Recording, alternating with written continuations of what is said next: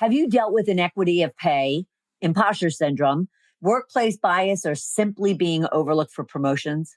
Sadly, too many women have at many organizations up and down all levels of an organization. Instead, would you prefer to be unapologetic in your leadership that will take you straight to the top? In this episode, leadership and conflict resolution expert Dr. Patricia Suggs with Arise Leadership Consulting will share strategies and tips for ditching the need to climb the ladder and instead take a smooth elevator ride by navigating bias, standing up for yourself, dealing with imposter syndrome, and dealing with conflict effectively with great compassion. Today, we are transforming you into the powerhouse leader you are meant to be. Welcome to Shedding the Corporate Bitch, the podcast that transforms female corporate executives into powerhouse leaders by showing them how to shed the challenges and overwhelm, along with any fear, insecurity, self-doubt, and negativity holding them back. I'm your host, Bernadette Bose of Ball of Fire Coaching, bringing you powerhouse discussions each week to share tips, advice, and sometimes tough love so you create the riches in your work and life you deserve. Welcome to the show, Patricia. How are you?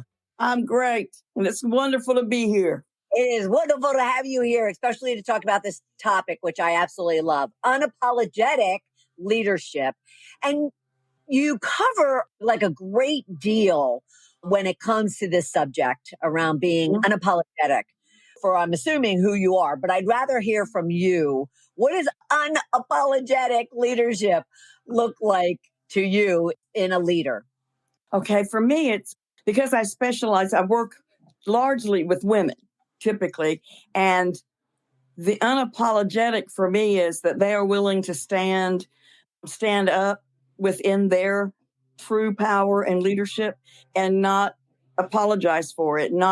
They can be authentic, they can be female, they can be everything they are and not apologize for that and not have to make excuses or try to be like other leaders. They can be who they truly are. Yeah, which I absolutely love. And I know I want to get in a whole lot because in the intro, we talked about how you really kind of look at it as them needing to ditch the ladder and find the elevator or take the elevator. But you also talk about the fact that this is all about navigating bias and, standing up for yourself, so forth and so on.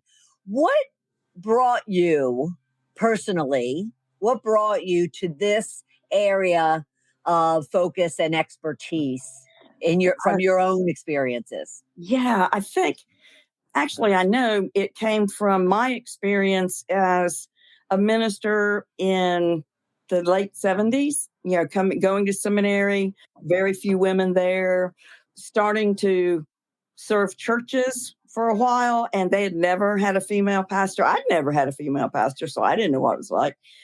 And facing the bias from the hierarchy in the church as well as just individual congregations. But we're Methodists, so we have a conference and there was bias there. There still is. So I think it was facing that and learning how to navigate it. Sure. And also, I then went on to become an associate professor in a medical school, and they had the same kind of issues. They still do. That is just, it's going to come out. And for me, the bias was pretty blatant. I mean, they didn't hesitate saying it's because you're female or because you have a baby, whatever. Now it's more, they have to cover it up with other excuses. Right. I really want to help women learn that sometimes when they're told things, there's bias underneath it that's keeping them held back. Yeah. And I really don't, I don't want that for any of the women. Right. And I don't know about you, and this just popped into my head, but I'm one of 12 children. I have 6 brothers and 5 sisters.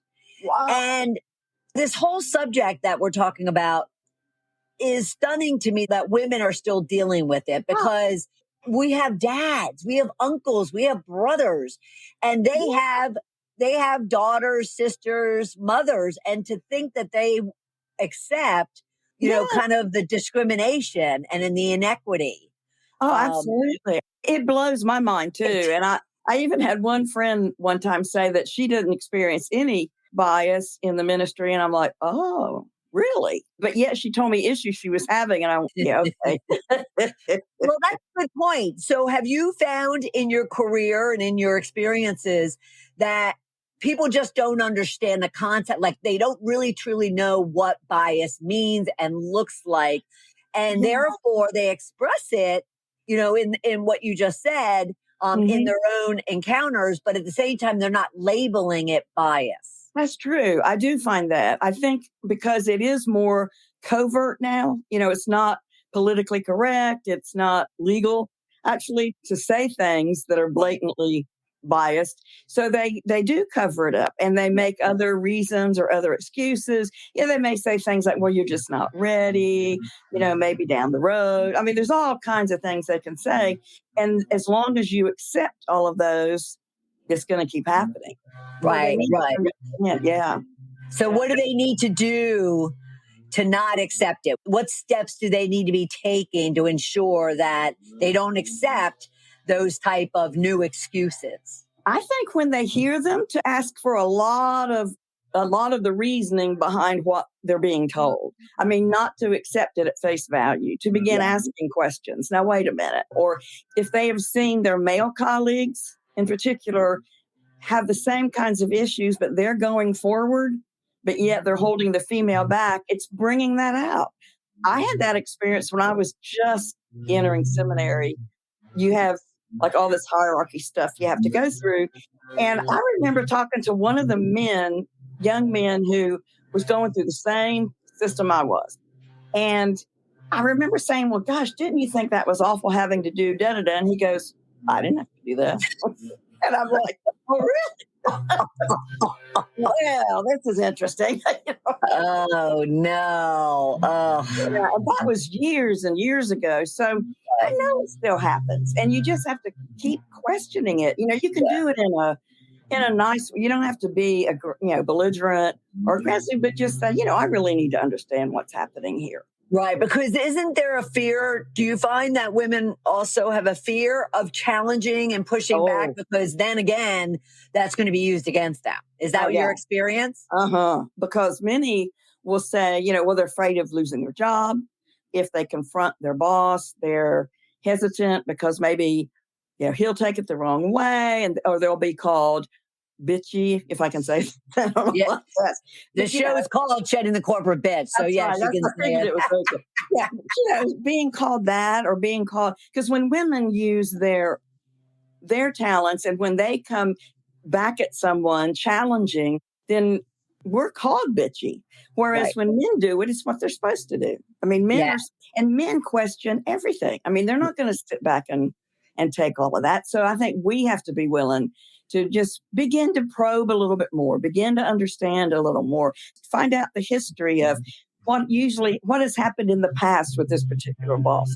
Is something like this pretty common with women, or is it common with everyone? I mean, all of those issues you have to understand. And too many times women just feel like, if I just put my head down and do my job and I don't mess with anybody, I don't cause any trouble, that they will recognize my talents and I will move up. And that is so far from the truth. Yes. Like someone's going to walk in your office and tap you on the shoulder and go, okay, it's your turn. Without, That's so good. yeah, yeah, It yeah, doesn't work that way. It right, really does not.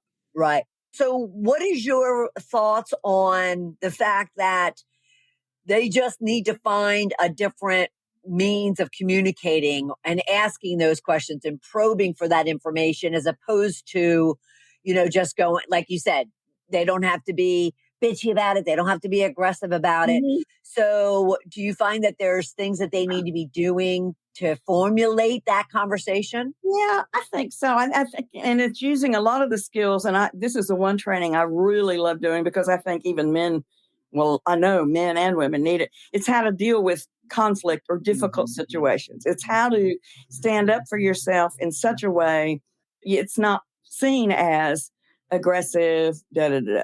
And there are ways to do that. For Right. example, if you go to someone and you're just asking for clarification, I need to understand what's really happening. You said this, Tell me what that really means, and do it in such a way that you're not mad. You don't go storming in. The tendency, at least that's the way I was before I learned all the skills with conflict, is, I just get defensive and get angry.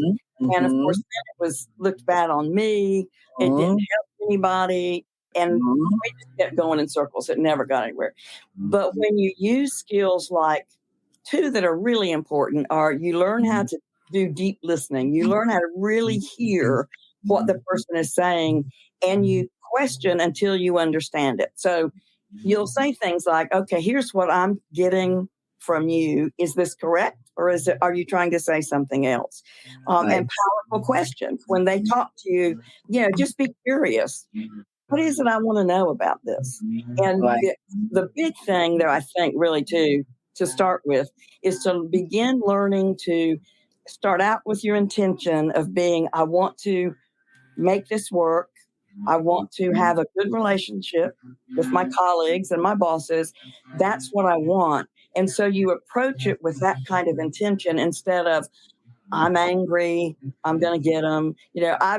There were times I wanted to do that in the church, especially.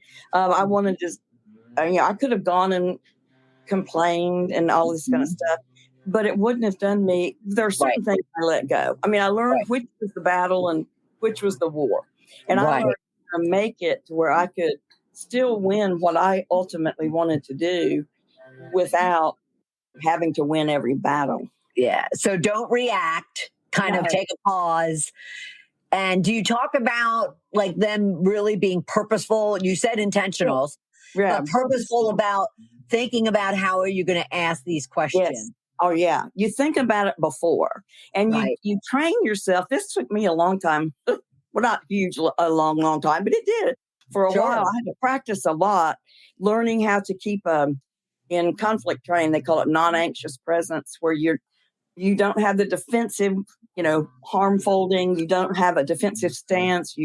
And you don't show it in your face. I mean, typically people can read me like a book if I'm angry. But I learned how to really keep it totally neutral and just say, okay, let me ask some questions, and I kind of prepare myself before I go to this person or group and just know this is how I want to approach it. And don't let what they say derail it. Because it's easy to do that. Sure. Well, and what you say that it's easy to have the conversation shut down, especially what is your thought process on open-ended questions versus just yes or no questions? Oh, you definitely want open-ended questions. And you don't want, like what you said is exactly true. You don't want to shut down the conversation. And yes, no questions are okay, but you're not going to get very much from that. You're not going to get a good explanation. But you can ask those open-ended questions in a way that's not going to make them defensive. If you point the finger, they're going to get defensive. If you begin to argue, they're going to get defensive. So the best way is to just very calmly say, I really would like to have a conversation with you and talk to you about such and such, or just, can I have a few minutes of your time? And then do it in a very calm way. I have found that, golly, that works really, really well. And many times what I'm finding is I get the result that I want. Which is the win-win for everybody, right? Absolutely. Yeah. Right.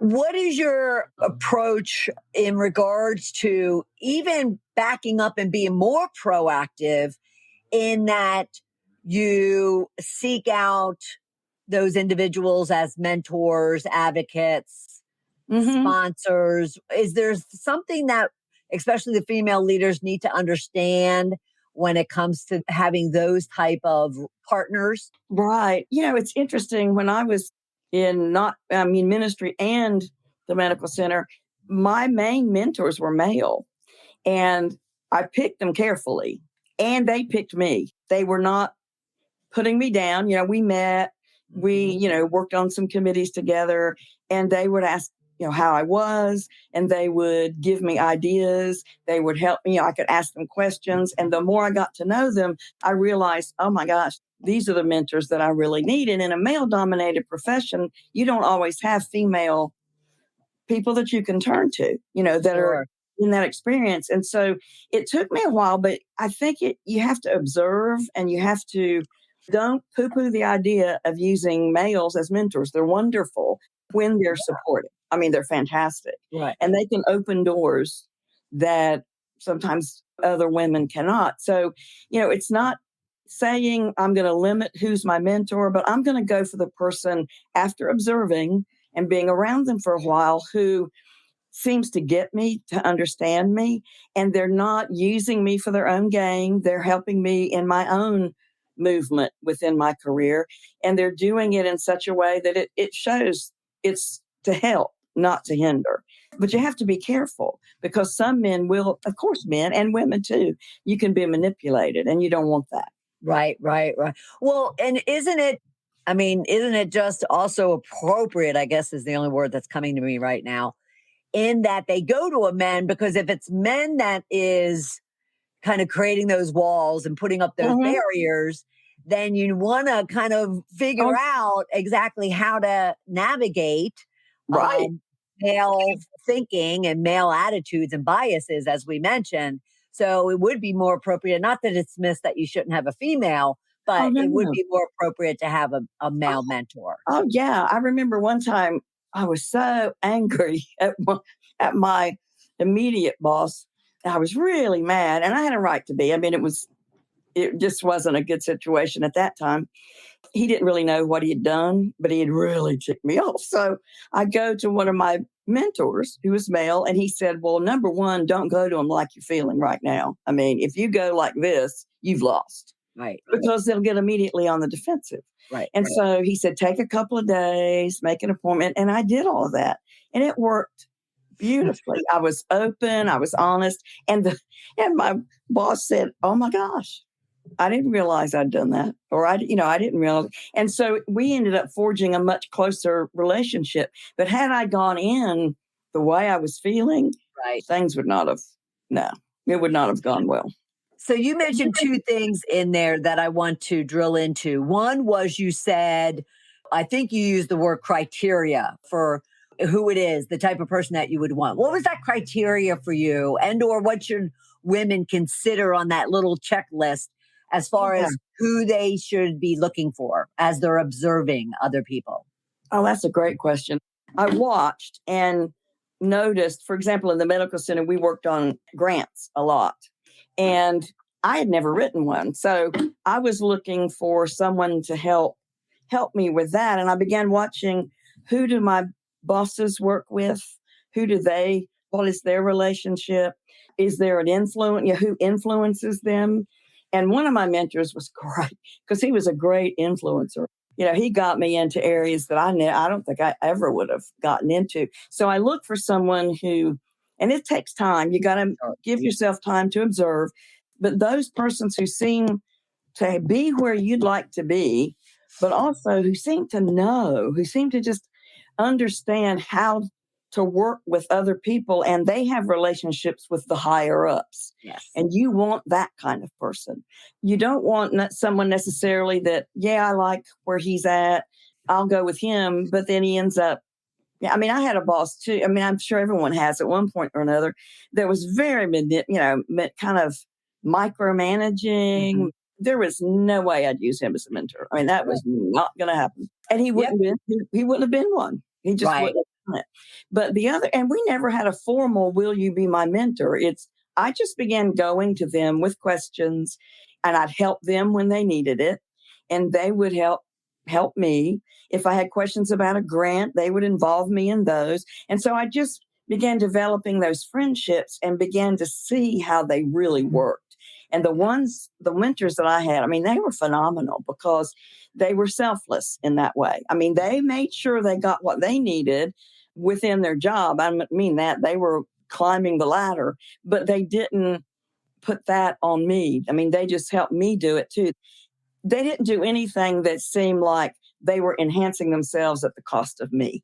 Right. Right. And Right. that's what you want. That's Sure. what you want. And then you had also then went on to say that they had given you this one particular one gave you Mhm. ideas. And so what should leaders really look for or go to these mentors for support on? I think, for me, and I learned this really quickly, that I had one boss that was a great guy, but he really was into hierarchy. And he didn't like you going, you definitely didn't go over his head and that kind of thing. But what I found out though, what I found out was when I went to him and asked for help on a project, like, I need your insight, I need your help, he'd tell me anything and everything I needed to know. He was great. But don't go around him, if Yes. that makes sense. And Smart. so, I think if you have a project that you're doing, go with questions. Sometimes, this sounds really bad. Sometimes I would make one up. I would say, okay, I really want to talk to him, but I need to figure out a way to enlist his help. Right. And I always needed his help Right. when I asked those questions, but there are ways you can do that.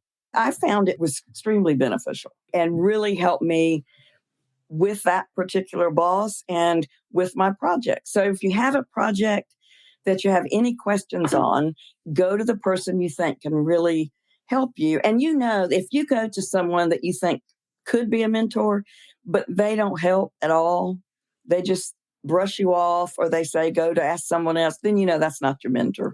Yeah, That's not the absolutely. person you want. Perfect. That's perfect. So I love your, I'll call it a tagline, but the one concept that we were going to be talking about when it comes to ditch the ladder and look for the elevator, uh, or take the elevator.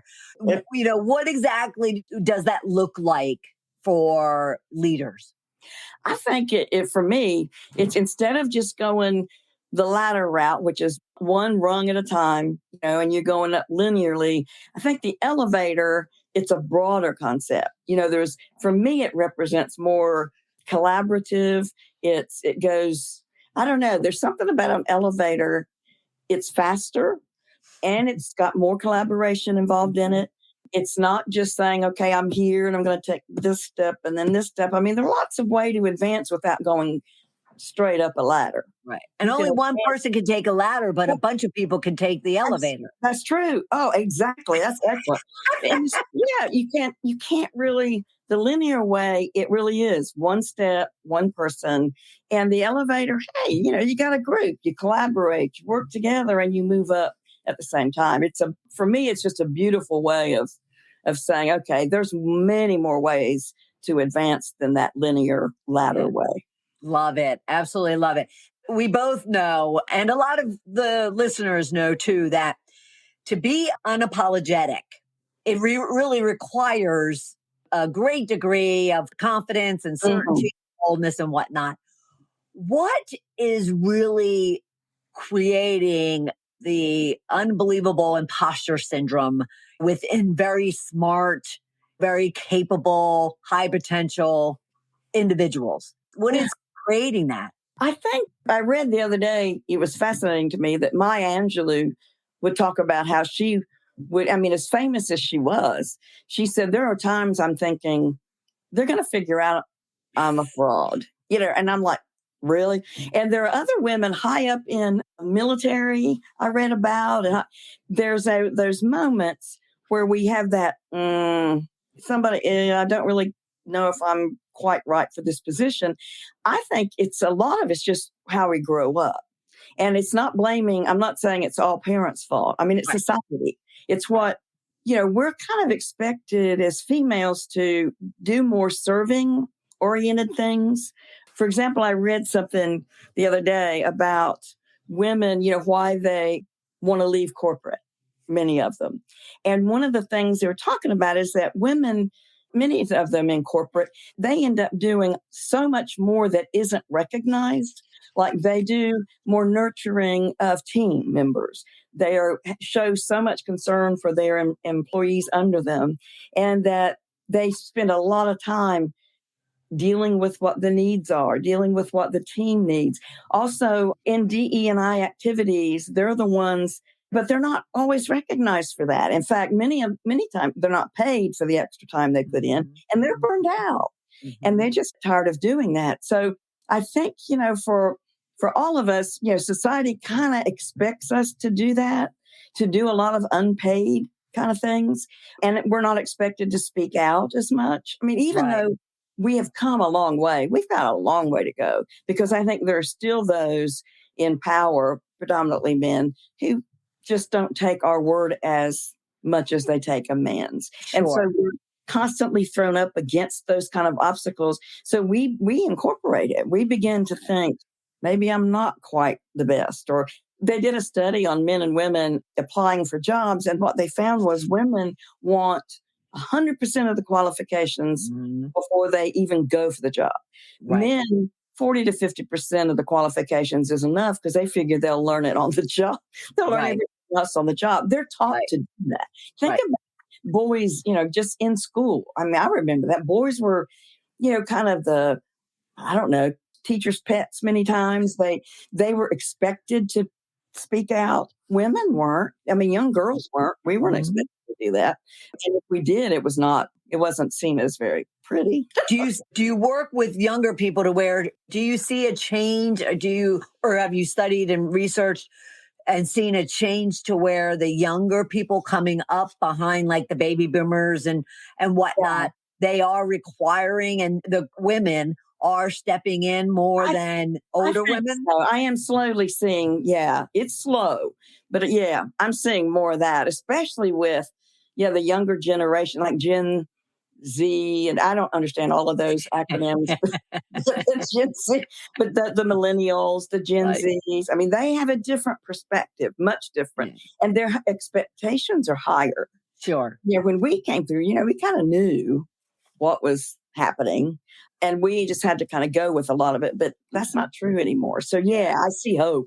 Yeah. No, I'm the middle child of the 12, Patricia. I was Oh, bucking the system all the way. I was like, yeah. I am getting whatever the hell I want and no one's standing in my way. I love that. Well, and in my growing up, I had an older brother. It was just the two of us. And I remember from the time, I mean, gosh, it started early. My parents were like, you can do whatever you want to do. You need to make that decision. And so it was always just understood my brother and I both would go to college. In fact, my brother and I both have PhDs. It was just an important thing. We weren't forced, but Right. they said, if whatever you want to do. And that's helped me a great deal. I mean, even though I still had those issues, I think another thing that's a sign of imposter syndrome is the perfectionist kind of, and I Mhm. was always very much a type Mhm. A, and it had to Mhm. be just right. It had and I still have to watch that because, if it were up to me, I'd probably never put anything out because it never. So I have to keep telling myself it's good enough. It's good. Yeah. Yes. And I think Yes. all of us as women, we have to begin saying it's good. Our best is good enough. We don't Right. have to make it. Nothing's going to be perfect. Right. So we Right. just need to have faith in ourselves. Yes. And go for 80% instead of 100% and then Yeah. work your way down. Yeah. Work Go your way down. go then for 60% as opposed to, 180% or 100%. Yeah. Yeah. Yeah. Take it Yeah. slow, but Yeah. Exactly.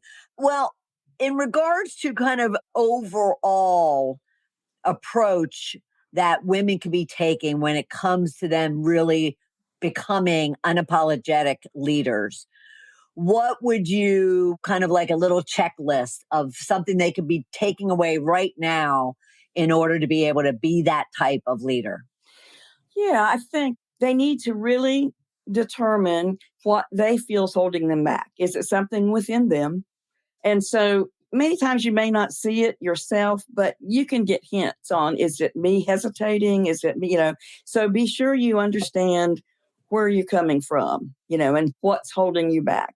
And then begin to practice doing it better. Begin to practice not having those feelings. Make yourself, my grandson said, I'm just going to act confident till I feel confident. I'm going to act it till I. So I thought, that's not, you don't want to do that completely, but that's not a bad way to do it. You mean show confidence, even though Mhm. inside you may be trembling and going, and because I've done that many times, you're Mhm. shaking, but you show it and you Right. just stand up and you don't show that you have all those fears. But you have to practice doing that and Yeah. practice speaking out when you can. If you really are hesitant about speaking out, just start slow. Start with in a meeting, for example, if a male or even a female talks over you in a meeting, don't let it go. Don't let it pass. Don't make a big scene. Just say, I'm not done yet. I have the floor. You can speak next. Just be very, very confident and show them that, look, you're not going to talk over me. Mm-hmm. You're not going to steal my ideas. I mean, that happens a lot. A woman says something and it's not received. A man says the same thing and it's, oh, what a wonderful idea. It's so true. Yeah, it is. And so you start, don't try to do it all at once. Just start slow with small steps. And before you move on, I'm sorry, but before you move on, what would you tell and coach a woman who that exact scenario happened to them where they brought up something, it was dismissed, a man brings it up and it's accepted, but yet you don't want to just let that pass.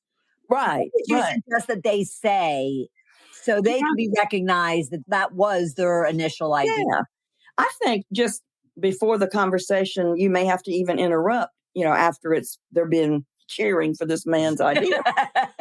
I think you need to, stop for a minute, make them stop and say, that is a very good idea. And I really believe that's exactly what I said a few minutes ago. So I just want it known that I brought that up. I approve of what he says. I'm supportive, but and just in whatever's comfortable for you. Right. Yeah. But just don't do it in a nasty way, right. But definitely don't just cower and not say anything. It's really important that they know that you're listening and that you're seeing what's happening. And you're not going to accept it. That's right. You're not going to accept it. And you can do it. It's just if I try to convince people all the time, do it in a nice but firm way. I can stand up for my position, even though it's not a pleasant one. Maybe it goes against the grain of a lot of people in the crowd, but I can do that as long as I do it in a calm, non-threatening way. And I think once we learn those skills, it makes a huge difference in how we're seen. Yeah. Yeah. I love your tip about practice small. Yeah. And take it from there. Yeah, absolutely love it. Patricia, thank you so much. This has been fabulous. Oh, this has been so much fun. Thank you. And everyone, please, for more information in regards to Patricia and the work that she does, go to ariseleadershipconsulting.com and learn all about it. And be sure to check her out. Reach out if you need any support and link in with her as well. Follow her on LinkedIn. You can find her at Dr. Patricia Suggs, and be sure to follow her as well. Patricia, thank you so much. I appreciate it. Thank you. It's been great. What a fabulous conversation with Patricia. All around being unapologetic, really kind of standing in your own confidence and power and boldness and courage and being that leader that you're always meant to be. And at the same time, ensuring that you are being respected and regarded and appreciated for exactly who you are authentically, as well as the skills and talents and expertise and experiences that you have. So what I took away, and I'd be very curious, you can leave your own takeaways in the comment section, but I'd be curious as to what did you pick up from what Patricia said and the tips that she shared? For me, it was all around the fact that instead of climbing the ladder, those individual rungs she talked about that you climb linearly and on your own, take the elevator instead. The elevator is smoother, it's faster, and it's more collaborative because you can fit more people on an elevator. At the same time, I think she really kind of put the cherry on the top around the fact that an elevator, being that it's a group of people, are also people that can be supporting you, mentors, coaches, advocates, sponsors, peers, whatever the case might be. So I absolutely loved that. Then she talked about the fact that each and every one of us needs to learn how to stand up for ourselves, whether that is when someone steals your idea or creates conflict, especially in a crowd.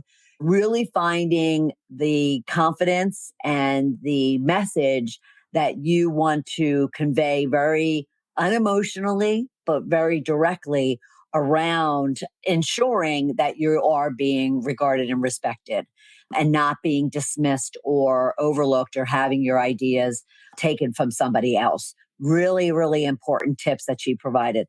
And then, of course, she talked about imposter syndrome, what causes it and what you can do about it. And each and every one of us, she talked about Maya Angelou, her own imposter syndrome. And I can list off a whole slew of very, very seasoned, successful, and powerful women who all could tell you stories in regards to not only when they were coming up in their careers, but even where they currently sit. Every once in a while, kind of looking around going, do I really fit in here? Do I deserve this? Am I capable of, this position and this authority that I've been given? So, one, be easy on yourself. We all deal with imposter syndrome, but Patricia provided some great tips for you to work through overcoming that. All right. So that's what I picked up. And again, I'd be curious at what you did. But if you are struggling in any way, shape, or form in really stepping into your powerhouse leadership, then book a call with me at coachmebernadette.com/discovery call. And let's talk about it so I can give you tips and advice of your own. But I so appreciate you being here with us this week. And I'll look forward to having you right back here next week. All right. Until next week. Bye.